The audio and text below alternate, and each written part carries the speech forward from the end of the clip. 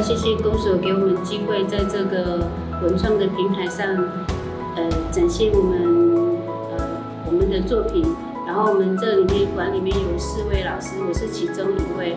然后有谢淑慧老师，还有司马秀花老师，还有吴玛丽老师。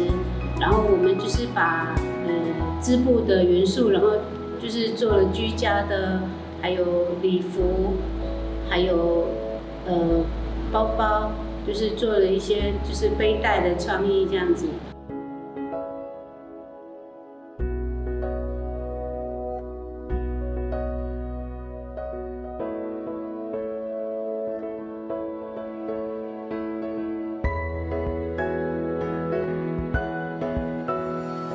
现在我身后墙壁这个装饰呢，就是我们这一次展览的主要的策展人的4位老师他们所共同创作的。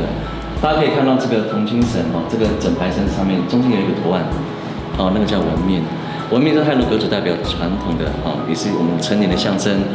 这个女孩子呢，她必须要经过成年才会有这个纹面。那因为八姨我们其实传统我们叫我们的阿嬷我们的长者，因为很喜欢织布，都会跟我们诉说这个纹面跟织布的纹路的关系，所以我们就做了这个意象。我们这次主要策展，另外我们还有体验，然后就是我们的时间都是固定在每周6。